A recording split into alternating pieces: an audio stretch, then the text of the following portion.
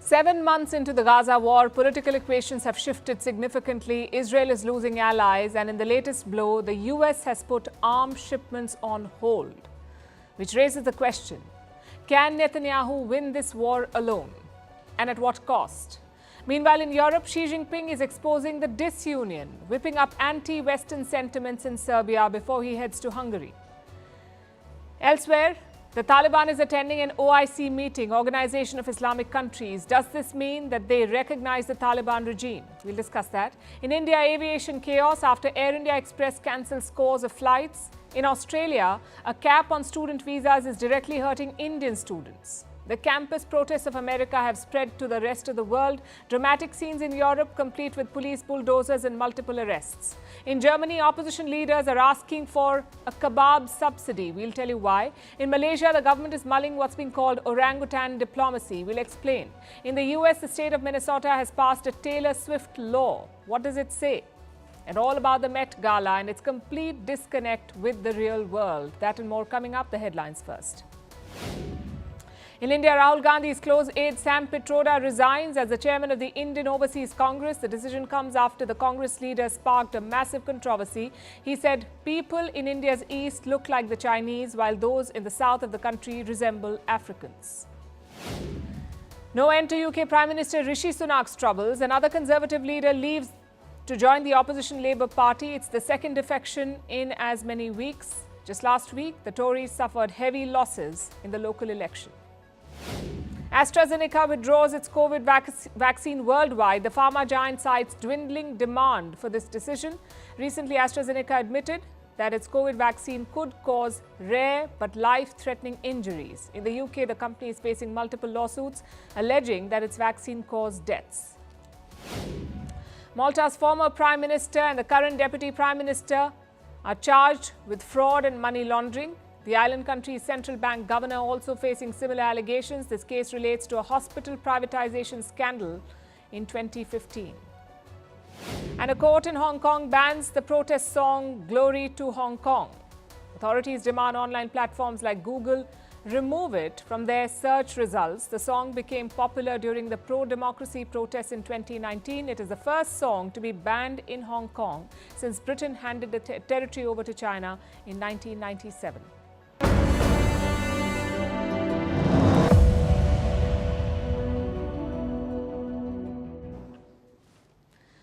You've probably heard that lone wolves are dangerous, and it is true, they are. But here's the lesser-known fact. Lone wolves do not survive too long. Without a pack, they become weak and die. Why are we talking about this now? Because Benjamin Netanya is increasingly looking like a lone wolf. His allies have ditched him, his people have abandoned him, yet he pushes on. The question is, can this lone wolf survive? Let's look at the latest development. Reports say the US has paused weapons deliveries to Israel. What kinds of weapons? Mainly two types of bombs, the 907-kilogram one and the 227-kilogram one. Both these bombs were supposed to be sold in April, but the US is withholding them. It is also delaying the sale of JDAMs, Joint Direct Attack Munitions. Now, these are basically guidance kits. You put them on a bomb, it becomes a precision munition. The US was supposed to sell 6,500 of these to Israel, 6,500, but again, the sale has been paused. Why is US President Joe Biden doing this? Because he does not agree with Netanyahu's plan. The Israeli Prime Minister wants to invade Rafah. Most experts say it will be a bloodbath. And with an election around the corner, Biden does not want to risk anything. He's playing it safe. And he's not alone. A lot of countries have stopped military sales to Israel, some partially, some completely, like Canada, the Netherlands, Belgium, Japan, Italy, and Spain. So again, the question is, can Netanyahu win this war without them, especially the Americans? Can he win without them? Does he have the firepower to do so? His army is hoping it doesn't come to that. When there are disputes, and there are, they are being resolved behind closed doors in a matter-of-fact way. We are responsible for the security interests of the State of Israel, and we are attentive to the interest of the United States in the region. Wars are very expensive, especially when you don't have a fixed goal. And that is Israel's case. We don't have numbers from their government, but we have media estimates. By December, Israel had spent $18 billion on this war. That's $211 million every day. And that bill was expected to rise. By how much? To almost $50 billion this year. Can Israel's economy bankroll that? Well, their national GDP is around $522 billion. Their defense budget is $15 billion, 1-5. So spending so much on a war is not financially viable. We're talking about almost 10% of their GDP. Compare that to Russia. They're spending just 3% of their GDP on the Ukraine war. So clearly Israel is stretched, which is why the US is important. Around 68% of Israel's weapons imports come from the US, and this trade is virtually free. Every year, the US grants money to Israel. How much money? Around $3.8 billion. And they give this money on one condition. Israel must buy weapons from two places, either the US or domestic Israeli producers. So it's like a cycle. The US gives money to Israel, Israel pays that money back to the US, and the US gives them weapons. This has continued even after October 7th. The US has made more than 100 military transfers to Israel. Most of them have not been disclosed. Then last month came the biggest one yet. Biden signed a $26 billion package for Israel. Around $17 billion of that was for military, for the Israeli military, $17 billion. What sort of weapons are these? Tank ammunition, precision-guided bombs, small diameter bombs, bunker buster rockets, and artillery shells. Basically, the bread and butter of an invasion. If Biden stops these sales, can Netanyahu still win? Against the Hamas? Maybe. But it would leave Israel vulnerable. They need US weapons to deter Iranian proxies, to restock their air defense. And we saw an example of that last month. Iran fired hundreds of drones at Israeli territory. Around 99% of them were intercepted. How did they do it? Thanks to Western support. The US and UK shot down many of these Iranian drones. Same with the Houthis. They threatened to completely disrupt Red Sea trade, even blockade the sea route to Israel. Again, who stepped in? The US and UK. So the US support goes beyond just the bullets and bombs. It carries a lot of symbolism. It keeps Israel's enemies at bay. If that American support ends, Israel will be vulnerable. Maybe not today, but certainly in the long run. And Netanyahu knows this. Recently, he talked about self-sufficiency in defense. Let me quote. This is what the Israeli Prime Minister said. Israel is preparing the defense industries to disconnect from dependency on the rest of the world. We'll need to equip locally with a local manufacturing capability. Now, just to be clear, Israel's own defense industry is pretty strong. It is the 9th largest exporter in the world. India is actually their top buyer. But some big gaps remain. Israel does not produce fighter jets or helicopters. Neither does it make warships or submarines, or even Hellfire missiles. These are fired from helicopters to the ground, these Hellfire missiles. Israel buys these missiles from the US. In 2014, the Obama administration stopped selling these missiles to Israel, and that too was during a Gaza war. The US stopped the sale on 15th August. A ceasefire was signed on the 26th. So weapons are a big bargaining chip for Washington, and a pretty important one. Biden had not used it until now. Maybe the Rafah plans have pushed him over the brink.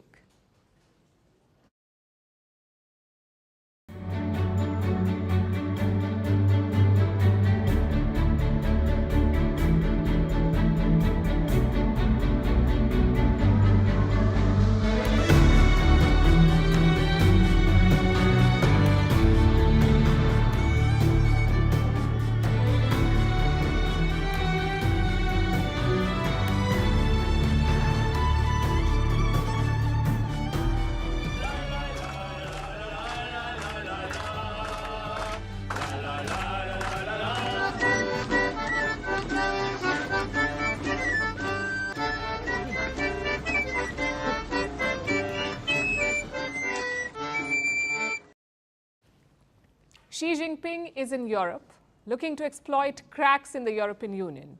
He's on his first diplomatic visit there in 5 years, the first since the Wuhan virus pandemic. His first stop was France, a bittersweet encounter with Macron. His second stop is Serbia, which is more friendly terrain.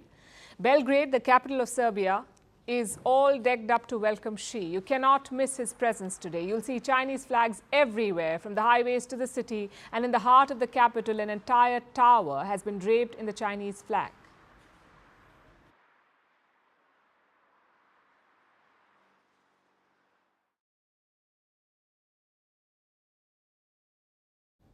Clearly, Serbia is going all out to welcome Xi Jinping. He arrived there last night. Serbia's President Alexander Vučić was there to welcome him. They rolled out the red carpet for the Chinese leader, complete with a Serbian dance performance.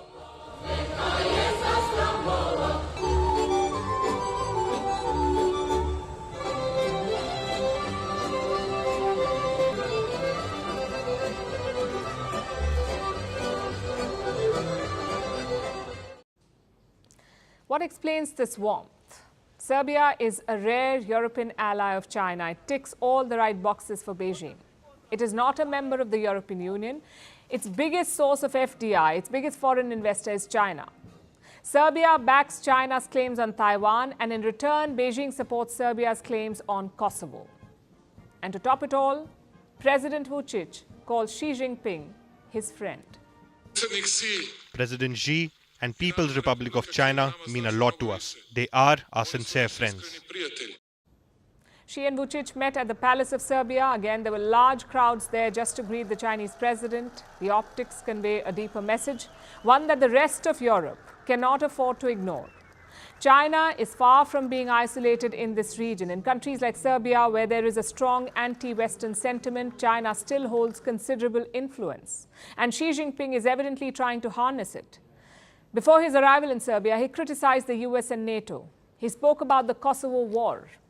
In 1999, when the Chinese embassy in Belgrade was attacked, it was bombed by NATO. 5 bombs were dropped by American jets on the Chinese embassy, apparently by mistake. At least that's what the US said. They said it was a mistake. They issued an apology to China. They even paid a compensation. But Xi Jinping has not forgiven the US.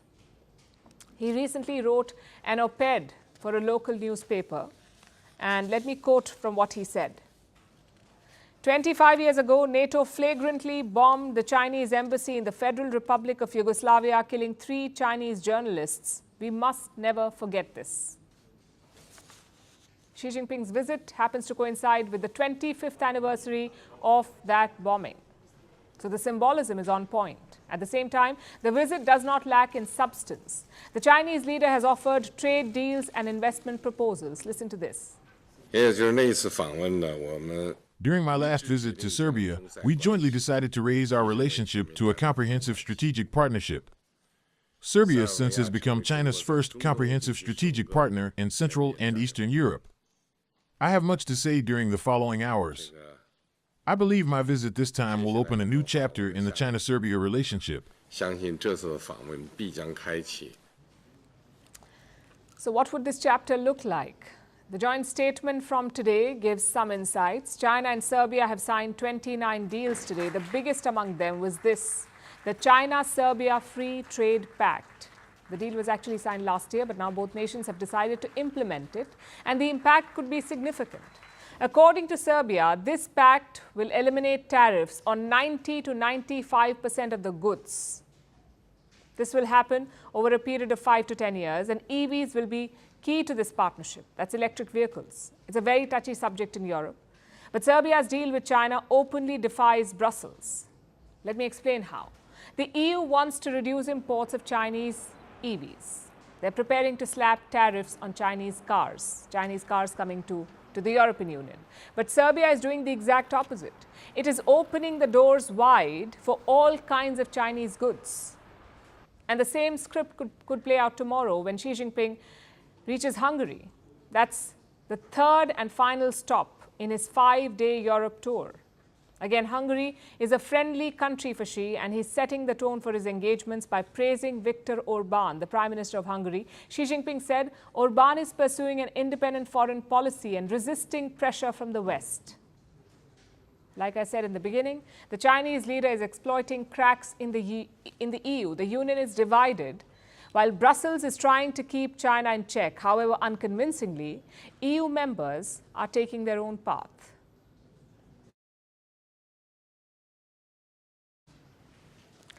Let's turn to another diplomatic event. This one happened in Gambia, a session of the Islamic Summit Conference organized by the OIC, a group of 57 Muslim nations, Organization of Islamic Countries. It's a group of 57 Muslim countries. And guess who attended this summit?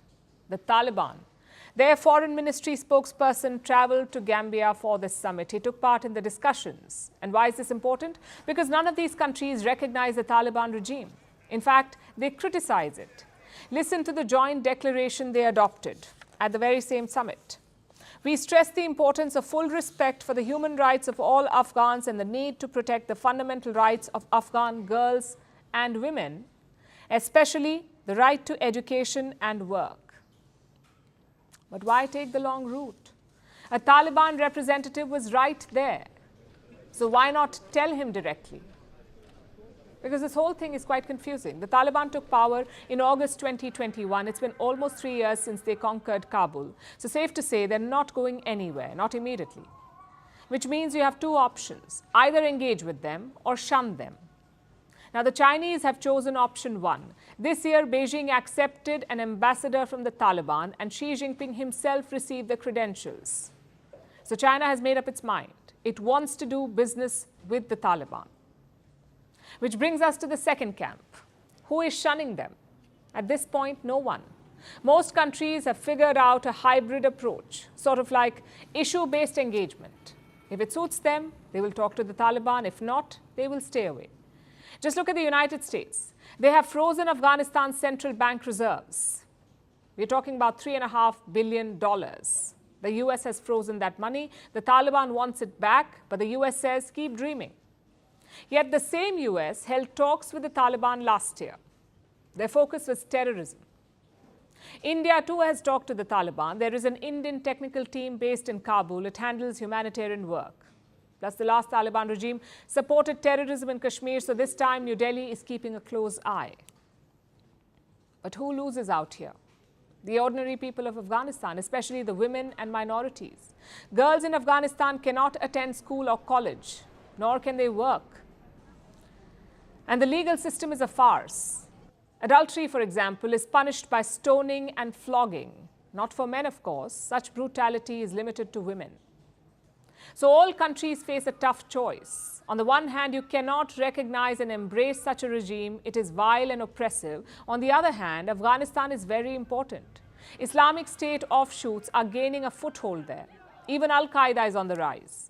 A UN report says the Taliban is allowing these groups to flourish, so most countries are forced to engage. If not, the Taliban can hurt them, like they did in the late 1990s and early 2000s. Hence the hybrid engagement. The OIC is also doing the same. In December 2021, the Taliban's foreign minister attended an OIC meeting. His name is Amir Khan Muttaqi. But since then, he stopped attending. In March 2022, Pakistan hosted an OIC summit. Muttaqi did not attend. And this time, Gambia has hosted the summit. Again, Muttaqi did not attend. So the participation has downgraded since 2021. But Taliban is still at the table. And it tells you what the problem is. The world does not have a strategy to deal with them. It was very different in the 1990s. Back then, most of the world had the same strategy: isolate the Taliban. We saw very few diplomatic meetings, very few foreign visits, and very few engagements. But this time, it's been a diplomatic storm. Look at the countries their foreign minister, the Taliban foreign minister, has visited: Qatar, Pakistan, China, Russia, Norway, Turkmenistan, Uzbekistan, Iran, and Turkey. I don't think this counts as isolation. The question is, where does this diplomatic push go next? Will the Taliban be invited to the SCO, the Shanghai Cooperation Organization? Will they take Afghanistan's place at the UN? Let's hope it doesn't come to that, because engaging with the Taliban is one thing, embracing them is another. Afghan women and minorities deserve better.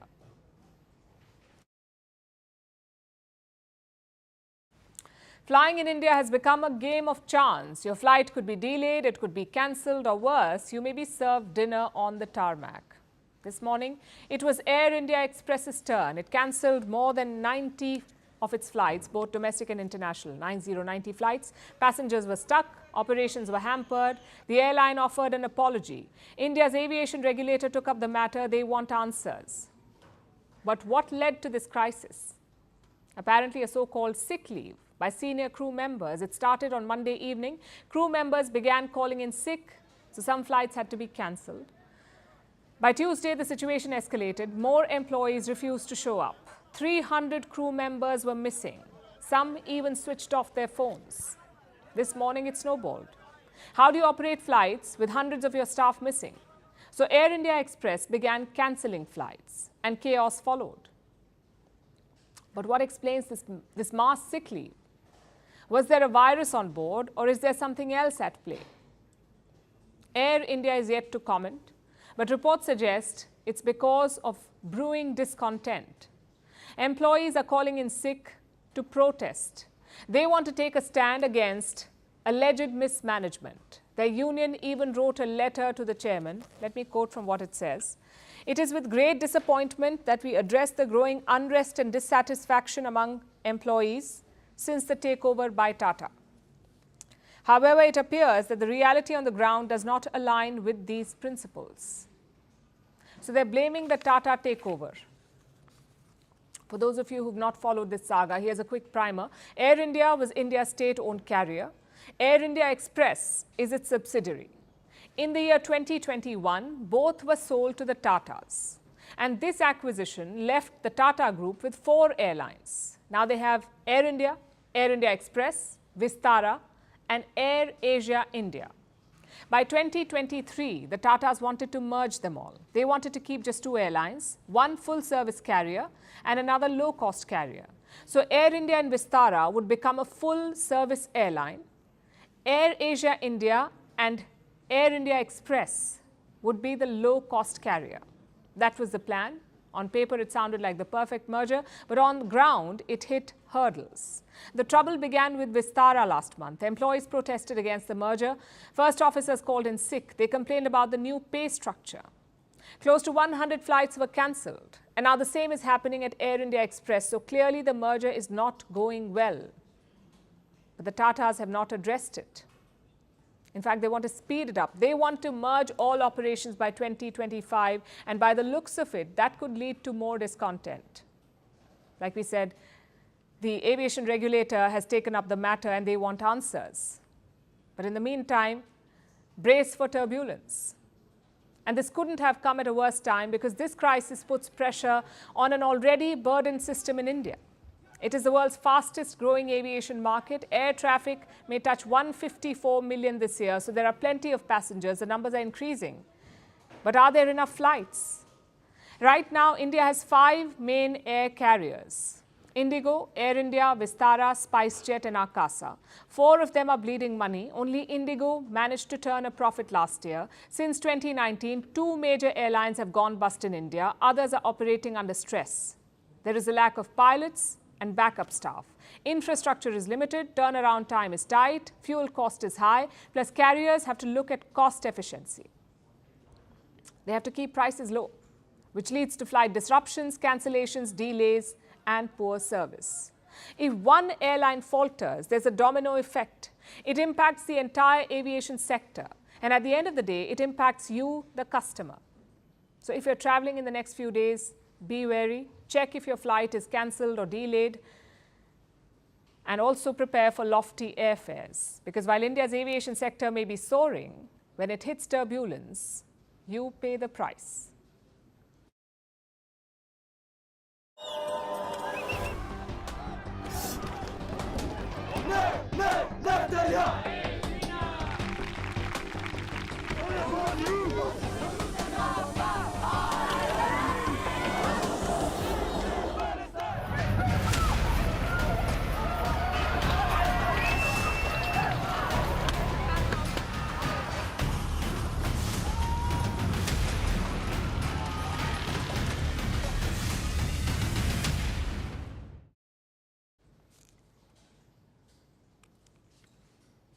The college protests against Israel continue, this time in Europe. Students have organized rallies across the continent in France, in Germany, in Belgium, in Switzerland, and in Austria. In some places, things got violent. Like at the Amsterdam University, pro-Palestine protesters had set up camp there. So the Dutch police arrived in force and they came with a bulldozer. Take a look.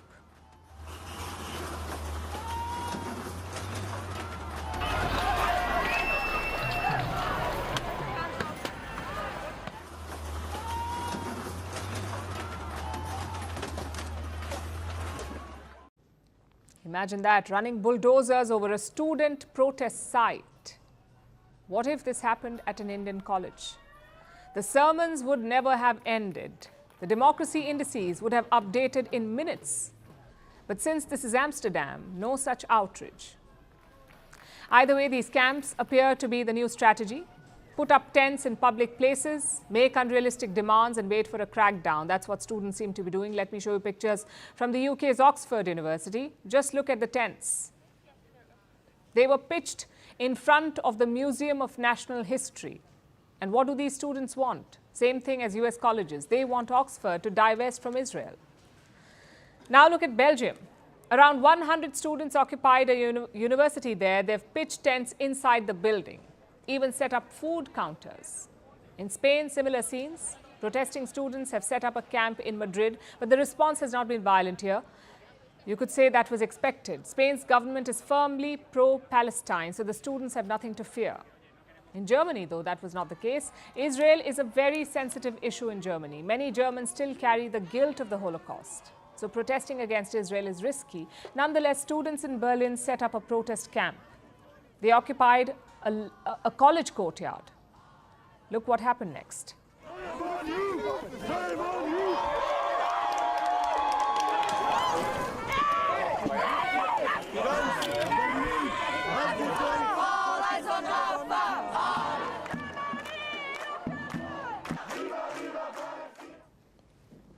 Many of these students have been arrested. In the Netherlands, around 169 people face charges. In France, around 86 people were arrested. I'm sure the numbers will keep rising, but where do things go from here? Well, look at what's happening in the US. The protest started around 2 weeks ago. Many colleges cracked down on the students. Hundreds were arrested, dozens were suspended, yet the protests continue. More encampments have popped up in New York and Washington, so crackdowns have not worked in the US. Why would they work in Europe? Also, what if these protests spread beyond Europe, to Arab nations, or to South and Southeast Asia? We've seen some indications already. Over the weekend, massive protests were organized in Bangladesh. Thousands of university students turned up. They burnt effigies of Benjamin Netanya. Take a look.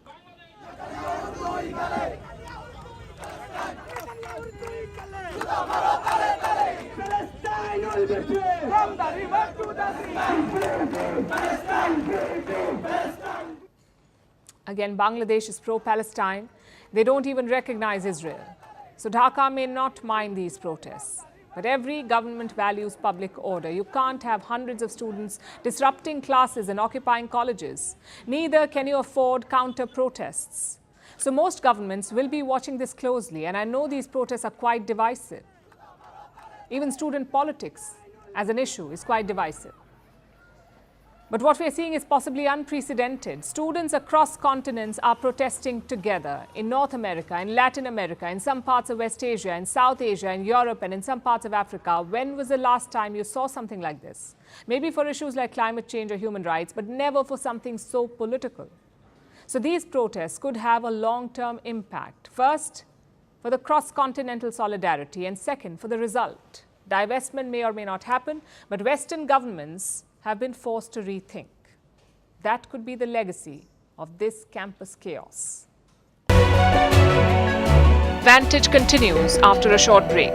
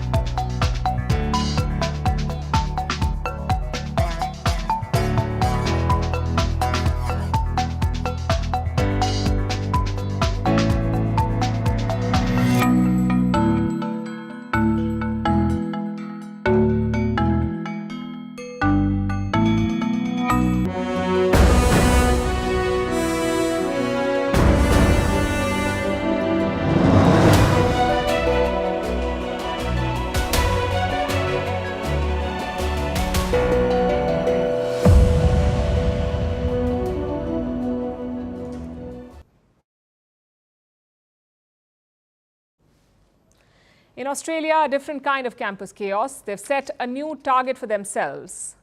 The government, they've set a target, cut immigration by half in 2025. And how will they do that? By cracking down on student visas. So foreign students are bearing the brunt of the government's new policies. And among those affected are Indian students.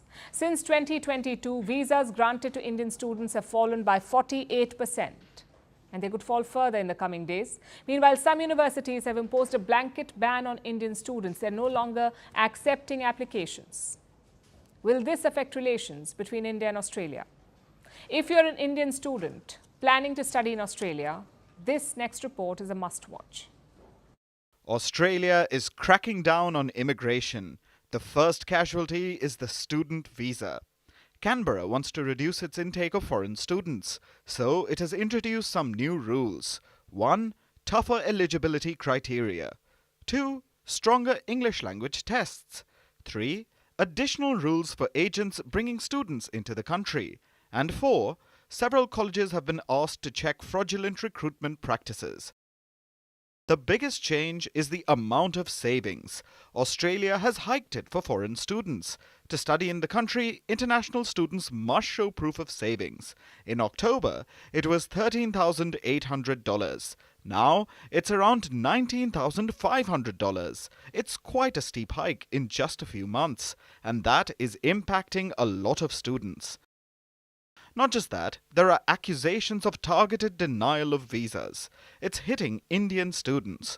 Between 2022 and 2023, visas granted to Indian students fell by 48%. Currently, 120,000 Indians study in Australia. Indians make for the second largest group of foreign students in the country, so the denial of visas has raised questions. Australia has cited two reasons for this: an increase in incomplete applications and fraudulent documentation. But it has spooked many Australian institutions. Australia has a risk rating system. This takes into consideration students at a particular college. Canberra rates the institution on the basis of visas that are rejected, visas that are cancelled, or those who seek asylum illegally. Colleges do not want to be labelled high risk, so many have changed their policies. According to reports, some have even imposed a blanket ban on Indian students. International education is one of Australia's largest export industries. In 2022, it contributed $24 billion to the economy. But it has led to record migration, mostly driven by international students. In 2023, immigration rose by 60%. It hit a record of 548,000. That burdened the country's housing market. Rental prices soared across Australia, so the government had to act. The policies aim to halve Australia's migrant intake in just 2 years.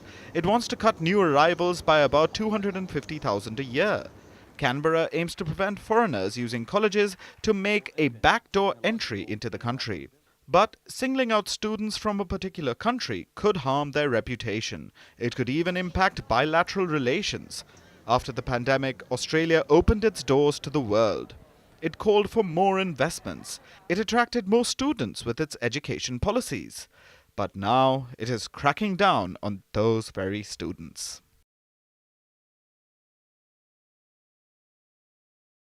Now let's turn to Germany, Europe's one-time engine of growth. Germany was known as an economic powerhouse, but these days the picture is grim. So dire, in fact, that you get headlines like this. That's right, Donnerflation is back, and Germans are terrified. They fear their doner kebabs will soon be unaffordable, and political parties are capitalizing on this fear. One party in particular, Die Linke, which means the left. Now, Die Linke complains that kebabs cost too much. In 2 years, they went from €4 to 10. But the party has put forth a populist proposal, a kebab cap to bring down donerflation. The party wants to put a ceiling on the price of doner kebabs at €4.9, 2.9 for young people. Now, obviously, that sounds absurd. Why would anyone sell kebabs at a loss? So Die Linke has proposed a whopping €4 billion subsidy to compensate distributors selling their kebabs at a loss. This kebabonomics sounds half-baked or half-grilled, whatever the case be. But it also highlights a real problem: the precarious state of the German economy. Last year, Germany was the only G7 country where the economy shrank. It contracted by 0.3%. This year, things aren't looking much better.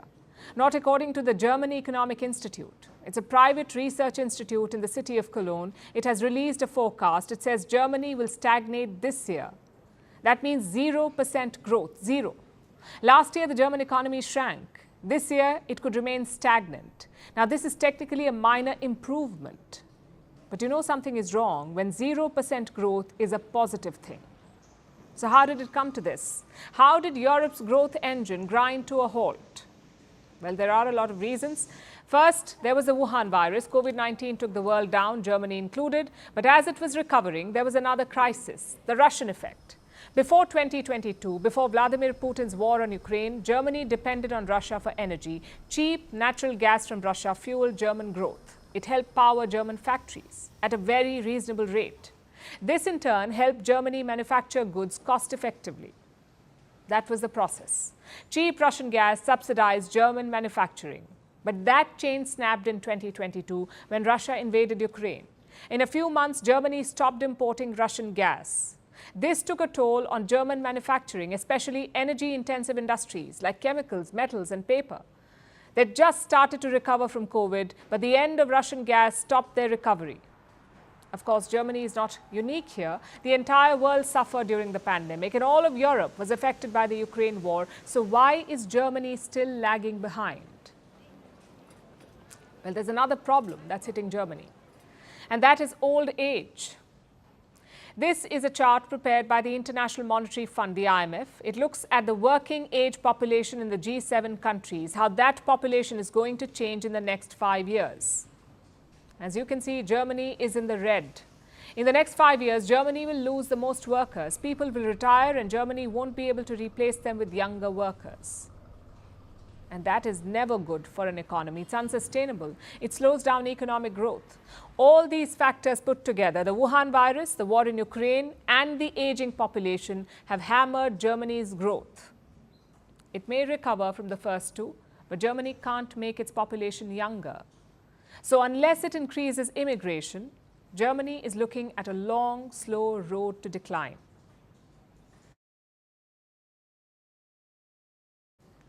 Pop icon Taylor Swift has hundreds of songs to her name, but she also lends her name to other things like Ivy League courses, a newly discovered millipede species, and now a law.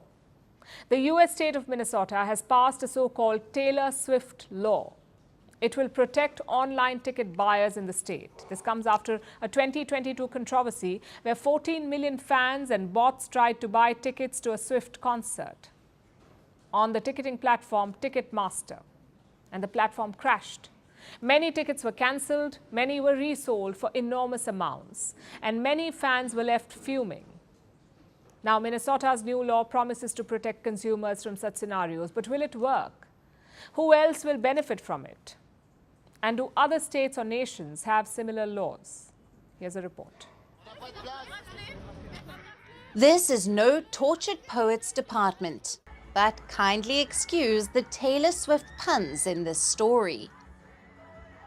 Because the American state of Minnesota is witnessing bad blood between legislator Kelly Moller and the ticket conglomerate Ticketmaster. In 2023, Moller wanted to buy tickets to a Taylor Swift concert. Yes, that Taylor Swift, the billionaire, the pop icon. Tickets to her concert were available on Ticketmaster's portal. Moller had a code that insured tickets, but they never materialized. And Moller didn't just shake it off.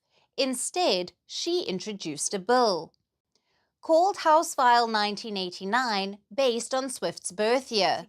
This week, it was signed into law, and it gives Ticketmaster the karma it deserves. What does this so-called Taylor Swift law say? It will require ticket sellers to disclose all fees up front and prohibit resellers from selling more than one copy of a ticket.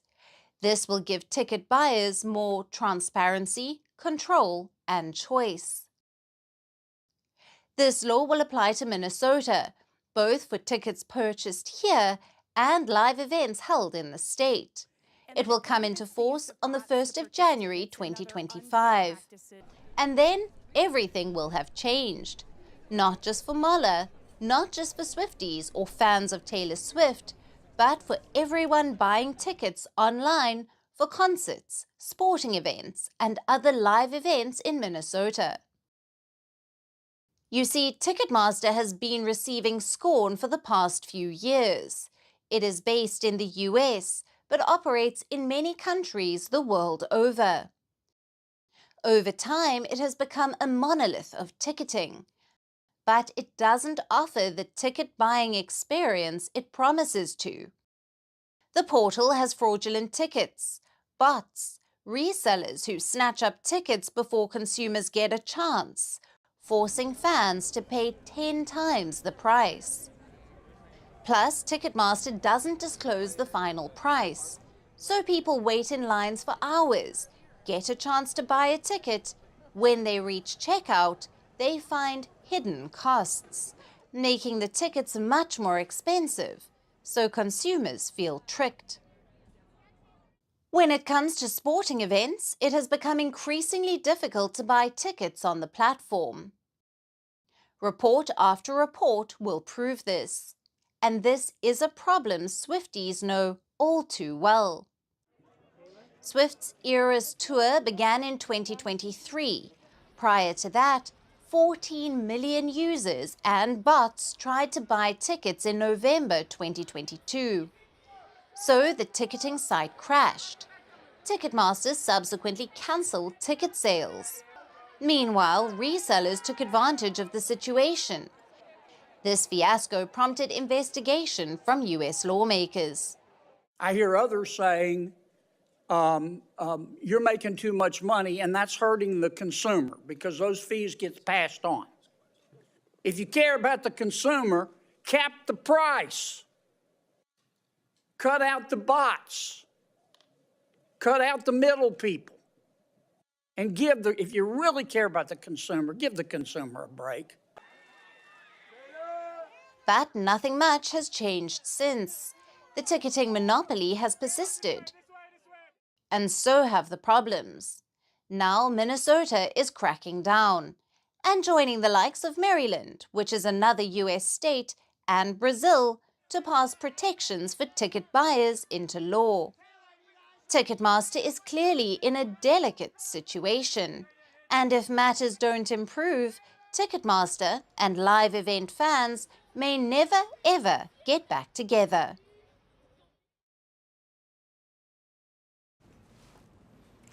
Our next story is from Malaysia. They've decided to take a leaf out of China's diplomacy book. Don't worry, Malaysia is not planning to harass its neighbors. It won't try and bury other countries in debt either. No. Malaysia plans to use a relatively harmless Chinese strategy: animal diplomacy. China does it with pandas. Malaysia plans to do it with orangutans. Orangutans are indigenous to just two countries, Malaysia and Indonesia. In fact, the orange apes are only found on two islands, Indonesia's Sumatra and Borneo, which is shared by Indonesia, Malaysia and Brunei. That's it. Just two islands are home to all the world's orangutans. And these apes are endangered. So what does Malaysia plan to do with them? Send them overseas. Yes, Malaysia plans to gift orangutans to foreign nations, the way China does with pandas. Malaysia's plantation minister is calling this orangutan diplomacy. But there's a major difference between the two countries. China uses panda diplomacy to increase its soft power. The pandas are loaned to nations for a few years, usually to state-of-the-art zoos. Any panda offspring has to be sent back to China. It's all tightly controlled. But Malaysia may not go down this exact route. Their minister is not talking about loans or facilities yet.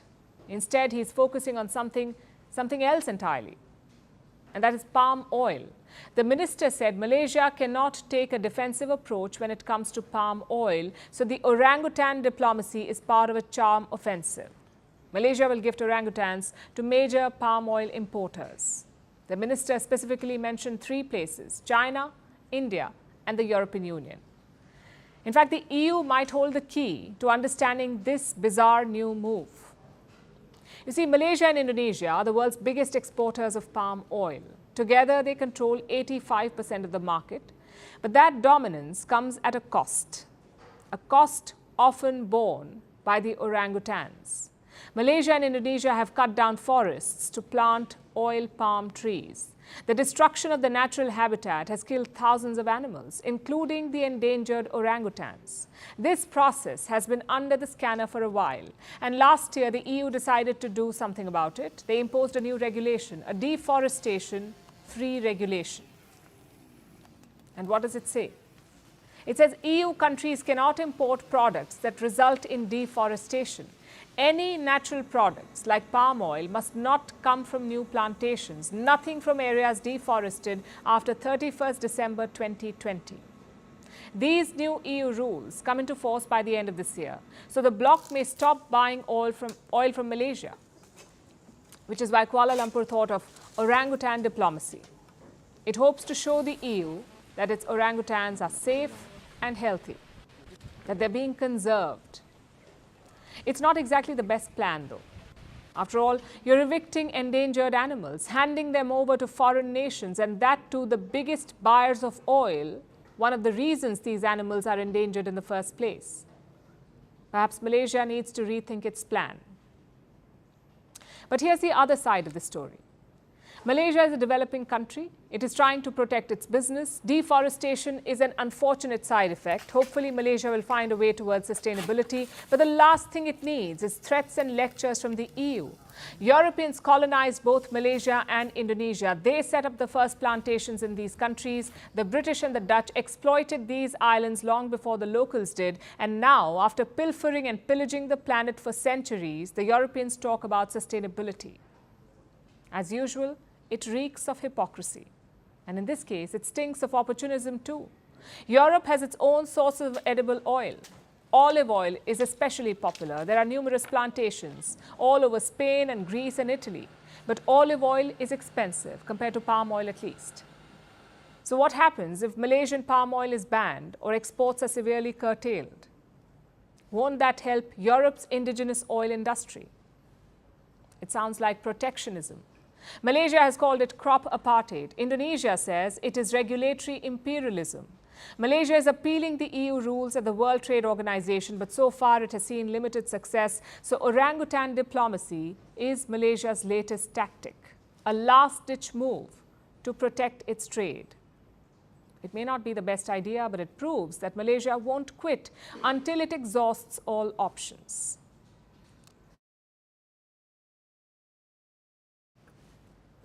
Our last story tonight is about one of the biggest money-making machines in fashion, the Met Gala. It was held this week at the Metropolitan Museum of Art in New York. 400 A-listers showed up from the world of fashion, movies, music and business.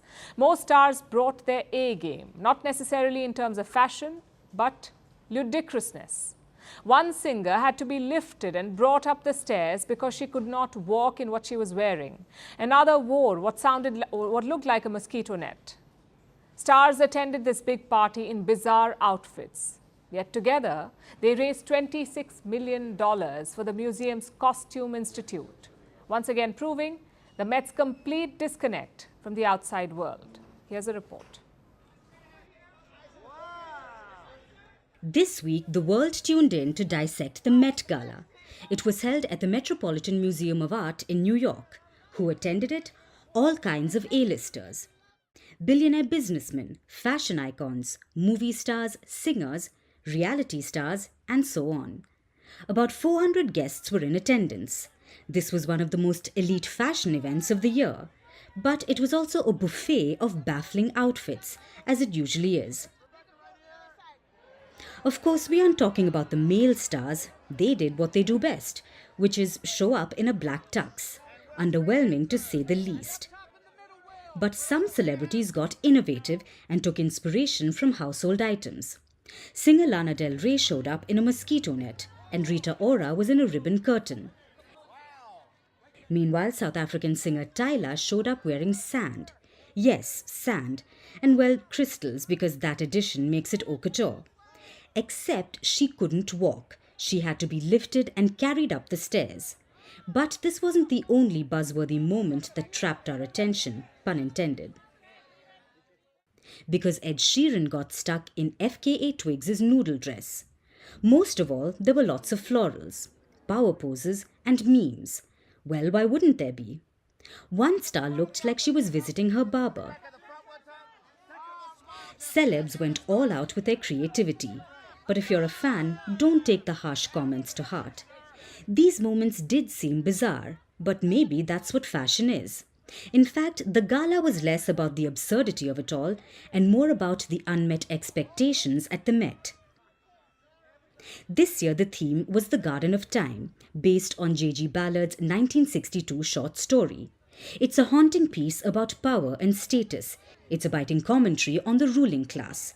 It talks about keeping the real world at bay. Not only did fashionistas take the theme literally by wearing florals, how groundbreaking some would say, they also proved once again that the Met refuses to acknowledge the outside world. And at the end of the day, it's less about fashion and more about money. This year's event raised about $26 million. Where will this money go? To the Metropolitan Museum of Art's Costume Institute. This is a $4 million increase over last year's total and more than double what the event raised a decade ago. While that happened outside the museum, protesters criticized the event as a distraction from the war in Gaza. And the night before, organizations held the Debt Gala. People wore feather boas, bathrobes, even styled pajamas, and raised money for organizations that relieve medical debt. Maybe it's time the Met Gala gets honest. It should openly accept that this event is just a money-making machine. It doesn't care about the real world, and it doesn't even care about fashion. Because if it did, well, people wouldn't be showing up in wet t-shirts. Vantage continues after a short break.